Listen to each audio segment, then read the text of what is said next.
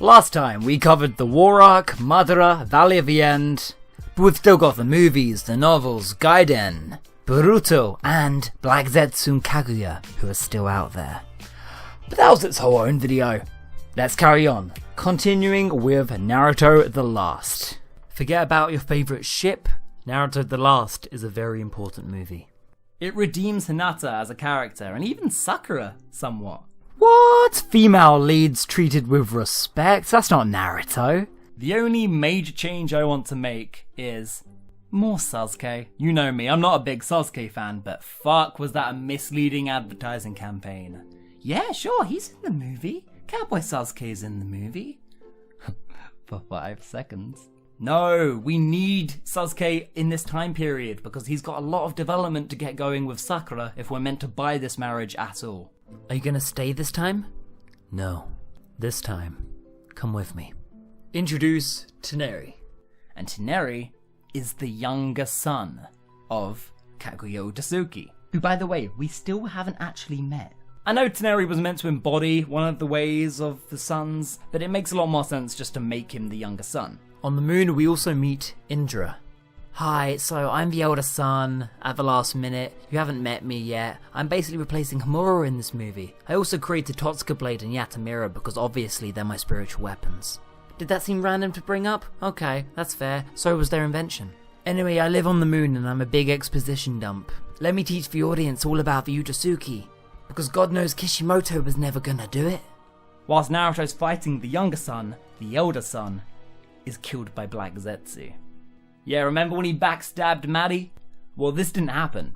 So instead, Indra can get the backstab, before disappearing undetected for another movie's time. Hype your villains! Hype your villains! I know you know how to do this, Kishimoto. You used to do it all the time in part 1.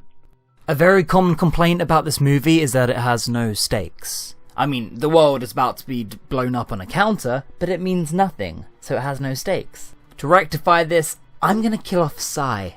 Oh, it's that bloodthirsty Sam at it again. No, Sai isn't very relevant at this point. He's not needed for us for series. And we need a reason for this cast of characters to be emotionally involved in some characters we've never really met before. I mean, as far as motivation goes, Hanabi's great, but Hanabi.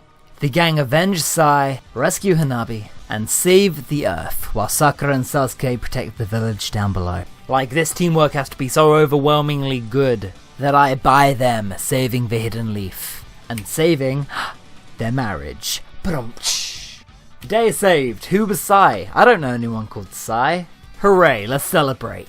And now, with no Sai in the way, my Choji Ino ship is complete. Fuck, I've gone mad with power. I'm not just making decisions for shippings, am I? Oh no. Fuck it, let's do it. Our endgame ships are Shikatima, Sazusaku, improved and not abusive, Naruhina, Ino Choji. I think if Konohamaru is the one to save Hanabi, then they'd be a really cute pairing.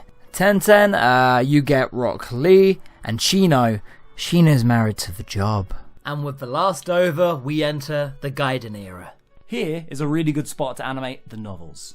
Gaara Hiden, Shikamaru Hiden, Sakura Hiden. Sasuke's story, except Sasuke's story sucks, so let's just have him walk through the Akatsuki story, much better. And finally topping it off with Konoha Hiden, the perfect day for a wedding. Now, I don't know if you guys watched this final arc, but goddamn it was sweet.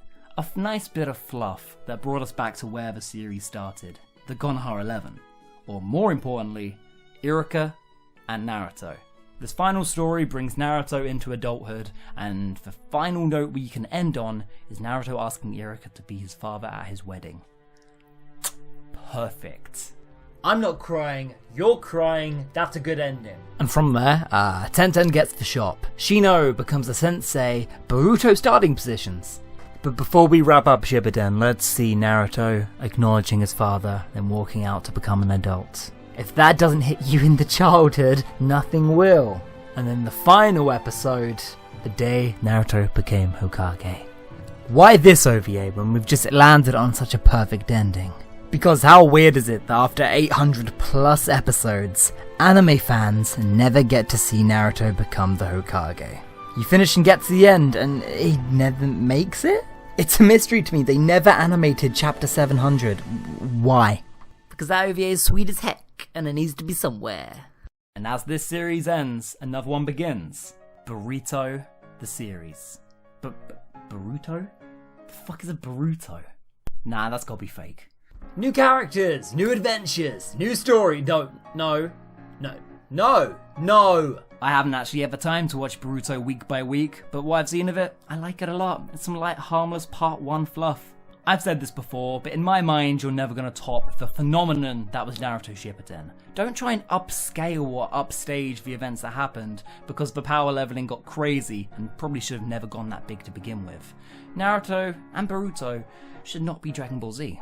I'd even like if Boruto was just a gentle slice of life series.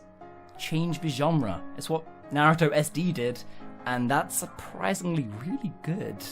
Guys, real talk, stop watching this video now and go watch Naruto SD. It's surprisingly good, involved in character interaction, in some ways better than Naruto Shippuden. What? Being the final Naruto product, Boruto the movie is fantastic. I don't really want to see any more of these characters, because this is the best, sweetest, nostalgic send-off that you could hope for. But it was a bit messy. We had manga chapters, OVAs, Akamaru got his own chapter. Why don't we just all put this in a 2-parter movie? Boruto, Part 1. A movie with 3 main characters rather than just one central conflict. Shinin exams round 1 and 2, introduce the Kote device, Mitsuki's origins and all the stuff with Log. Boruto and Naruto's relationship is good, but I will wait till part 2, because first, the Uchiha family drama. Adult Naruto gets a character arc in this film. He just does. Sasuke doesn't, because Naruto Gaiden was meant to be that and it absolutely failed. Just scraping the surface of what an interesting idea the Sasuke Uchiha heritage would be. Hey guys, remember when Sakura trashed her kid's house when she asked a perfectly valid question about who her actual parents are? Hey, that was pretty fucking dysfunctional and weird. Well, there was potential here. It came across like a forced soap opera, but this melodrama had really good perspective if we'd just seen it from Sasuke's point of view.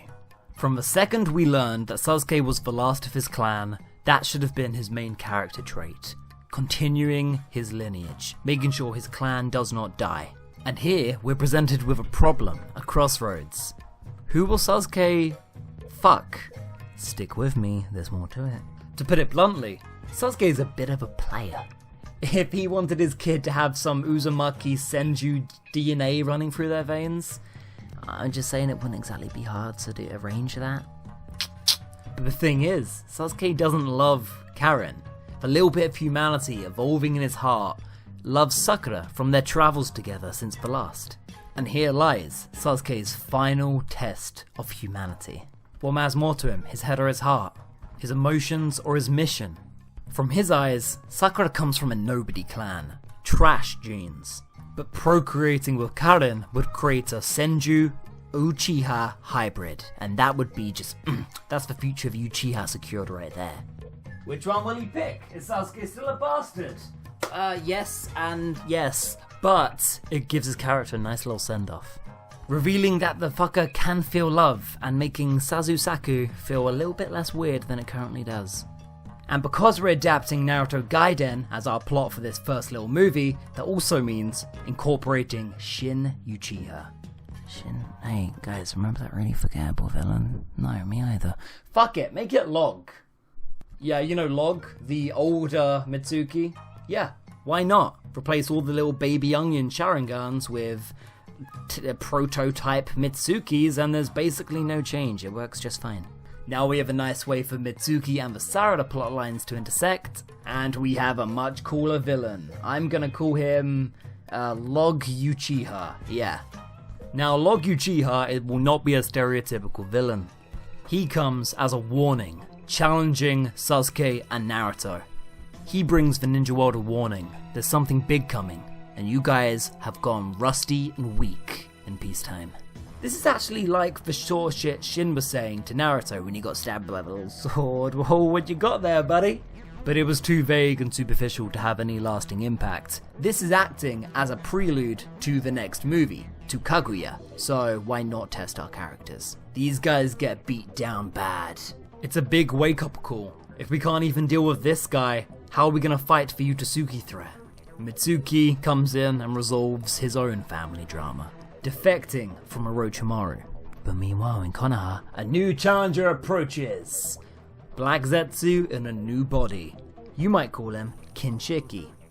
And with Sasuke and Naruto not in the village, there's no one who can quite deal with an Otsutsuki level threat, except my boy Kabuto. They bust him out of prison and the Dragon Sage mode leads the attack against Zetsu, ultimately pushing him out of the village.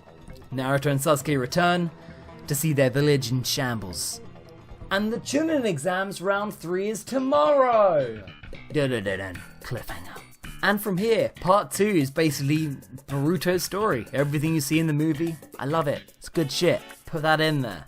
Bring along Mitsuki and Sarada for that final battle. And I know, why would they bring Sarada and the kids to a death battle? But let's have some Harry Potter antics. They snuck here of their own accord, okay? Because let's make the entire team relevant. It's time to face the final threat. Kaguya. Fuck Kawaki. Fuck everyone in this Boruto series. Nah. Kaguya Otsutsuki, finally here in the flesh, with years and years of build-up. Naruto and Sasuke in their prime, in the best battle the series has seen yet. It's fast, it's fun! It's just like versus Momoshiki, but Naruto and Sasuke are not strong enough. Let's give the Kage a little more of a chance, I think. These guys had some baller movesets and they just were on screen for 5 minutes apiece. But make it clear that adult Naruto and Sasuke, even combined together, are not enough without the kids. And that is their true legacy. That was their true power. Turns out all the time they spent getting weaker, forming families and villages, wasn't a weakness at all. Log, you were wrong. Because they could not have beaten Kaguya without Sarada, Mitsuki, and Boruto. And a whole bunch of anime god powers. But other than that, perfect ending for my favourite series. Boruto has newfound respect for his family, Sarada has a dad, Sasuke has a heart, Mitsuki has independence, Kabuto has his freedom, and an orphanage of baby Mitsukis to run, and Naruto has faith for the future. Until this anyway, but you know what? Scratch that, we don't need it. Boruto should keep it small. Drop the whole Shonen Dragon Ball stuff, and let's have some developed characters and fun ninja adventures. I was tinkering with the idea of making Mitsuki the son of Toneri, and maybe in Boruto, Mitsuki can be a main villain and a spy for the Otsutsuki. He's kinda good, he's kinda bad, he's a bit conflicted, but really I just prefer the idea that the new Team 7 has a Uchiha, a Senju, and an Otsutsuki. Symmetry, baby. That team is a statement that the Narutoverse has been united. And if that team fights anything more powerful than a Madara, I think the point of the series has been lost. It's peace. The ninja way can get abolished soon. But before that, let's have some fun in the world. Woo! And there we go. Naruto series. Thank you for watching this trilogy. Wow. They were long, but they took even longer to make. Take a gander at some other videos and, yeah, tell me what you thought.